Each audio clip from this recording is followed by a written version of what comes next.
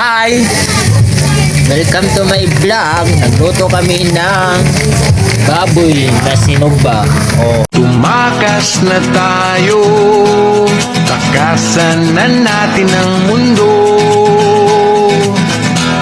Magtago papalayo sa mas tahimik at payapang mundo.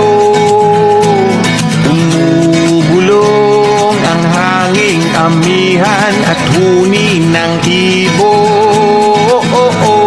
Dumudulog at tinatawag na tayo ng bundok.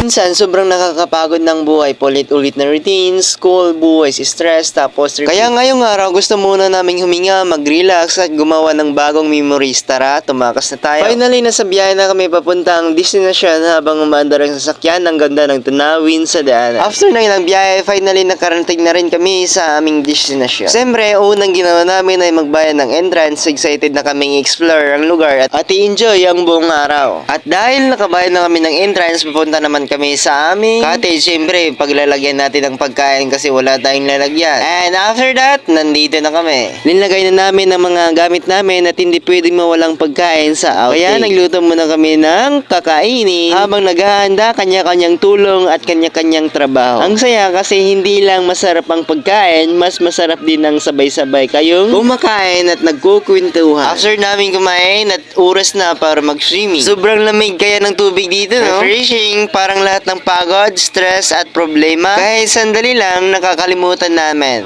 Ang sarap lang sa pakiramdam na kahit minsan nabibigyan mo rin ng pahinga ang sarili mo. At ito na nga, na-explore na namin ang buong lugar. At dito namin nakita ang umuusok na lupa at sobrang baho pa niya. At dito nakita namin tong malaking takore dito sa aming pinuntahan, pero ang laman nito ay usok sa loob. Di ko alam bakit usok sa loob. Tanong nyo na lang sa iba. Kaya kung napapagod ka na sa life, pag kalimutan magpahinga, mag-relax. Life isn't always about work. School, responsibilities, sometimes you also need to pursue. Maghinga and enjoy the moment. Salamat sa pagsasama sa aming munting adventure. See you in our next vlog. Don't forget to like, share, and follow. Thank you. Ingat! And I've been known to give my all and jumping in harder than 10,000 rocks on the lake.